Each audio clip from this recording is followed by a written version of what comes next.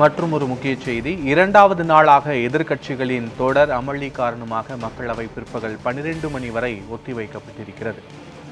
NEET தேர்வு வினாத்தாள் கசிவு விவகாரம், ராமர் கோவிலில் நடைபெற்ற முறைகேடு உள்ளிட்ட பல்வேறு கோரிக்கைகளை முன்வைத்து எதிர்க்கட்சி எம்பிக்கள் தொடர் அமளியில் ஈடுபட்டு வருவதால் நேற்று முழுவதும் மக்களவை, மாநிலங்களவை ஒத்திவைக்கப்பட்ட நிலையில் தற்போதும் மேகதாது அணை விவகாரத்திற்கு எதிர்ப்பு தெரிவித்து திமுக எம்பிக்கள் மக்களவையில் அமளியில் ஈடுபட்டிருப்பதால் பகல் 12 மணி வரை மக்களவை ஒத்திவைக்கப்படுவதாக சபாநாயகர் ஓம் பிர்லா அறிவித்திருக்கிறார்.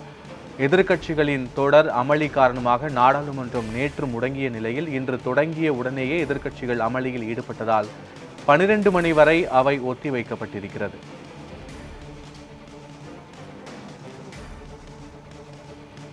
நாடாளுமன்றத்திற்கு வெளியே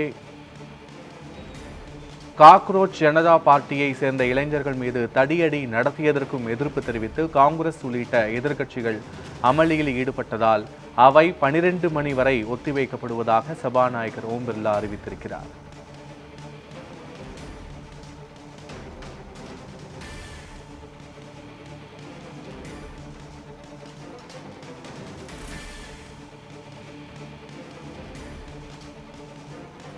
நாடாளுமன்ற மழைக்கால கூட்டத்தொடர் நேற்று தொடங்கிய நிலையில் தொடங்கிய உடனேயே பல்வேறு கோரிக்கைகளை முன்வைத்து எதிர்க்கட்சிகள் தொடர் அமளியில் ஈடுபட்டிருந்தனர்.